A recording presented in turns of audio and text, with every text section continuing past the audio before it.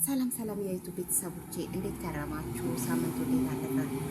ለምንድነው ቪዲዮ ማሰሪ ምን ሆነሽ ነው ላላችሁኝ ሰዎች ማለት ነው ይሄንን ቪዲዮ አይተን እንመለስ። ሰላም የዩቱብ ቤተሰቦቼ እንዴት ከረማችሁ? ሳምንቱ እንዴት አለፈ? ለምን ጠፋሽ? ቪዲዮ ለምንድነው ማሰሪው ላላችሁኝ ነገር ይሄው ሰሞኑ ምንም ቪዲዮ ለመስራት እየተመቸኝ አይደለም። ለዛ ነው ሴትዮዋ ቤት እያደሰችና በቃ በጣም ተወዘጋግቤ ያለውና ለዛ ነው። እሺ ውዶቼ እንግዲህ ሲመቸኝ እሰራለሁ፣ በደንብ አድርጌ እሰራለሁ፣ መስራት እሰራለሁ። ግን ስላልተመቻቸልኝ ነው እሰራለሁ።